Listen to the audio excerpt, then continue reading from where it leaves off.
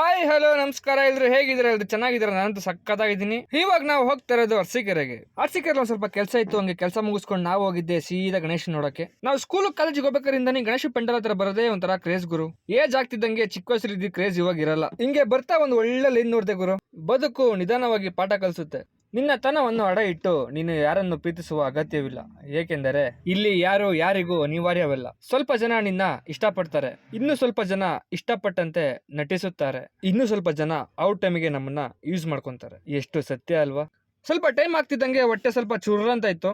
ಎಲ್ಲರ ಪ್ರಸಾದ ಕೊಡ್ತಾರ ಅಂತ ನೋಡ್ದೆ ಗುರು. ಇಲ್ಲಿ ನೋಡಿದ್ರೆ ಪ್ರಸಾದ ಎಲ್ಲ ಖಾಲಿ ಆಗಿತ್ತು. ನಮ್ ಟೈಮು ನಾವು ಲೇಟ್ ಆಗಿ ಬಂದ್ಬಿಟ್ಟಿದ್ವಿ. ಗಣೇಶನ್ ದರ್ಶನ ಮುಗಿಸ್ಕೊಂಡು ನಾವು ಹೊಟ್ಟಿದ್ದೆ ನಮ್ಮ ಊರ್ ಕಡೆಗೆ. ನಮ್ಮೂರ್ ಕಡೆಗೆ ಹೋಗ್ಬೇಕು ಅಂದ್ರೆ ನಾವು ಇಲ್ಲಿ ಸರ್ಕಲ್ಗೆ ಬಂದು ನಿಂತ್ಕೋಬೇಕು. ಇಲ್ಲಿ ನಿಂತ್ಕೊಂಡಿದ್ರೆ ನಮ್ಮೂರ್ ಬಸ್ ಬರ್ತವೆ, ಹಂಗೆ ಹೋಯ್ತಾ ಇರ್ಬೋದು. ಎಷ್ಟೊತ್ಕಾದ್ರೂ ಬಸ್ಸೇ ಬರ್ಲಿಲ್ಲ ಗುರು. ಕೊನೆಗೆ ಒಂದ್ ಬಸ್ ಬಂದೇ ಬಿಡ್ತು. ಬಸ್ ಹತ್ಕೊಂಡ್ ಸೀದಾ ಊರಿಗೆ ಹೊರಟ್ವಿ. ಊರಿಗೆ ಹೋಗ್ತಿದ್ದಂಗೆ ನಮ್ಮೂರ್ ಫೇಮಸ್ ಆದ ರಂಗನಾಥ್ ಬೇಕರಿಗೆ ಹೋಗಿ ಒಂದ್ ಪಪ್ಸ್ ಆರ್ಡರ್ ಮಾಡಿ ಪಪ್ಸ್ ತಿನ್ಕೊಂಡು ಸೀದಾ ಮನೆಗೆ ಹೊರಟೆ.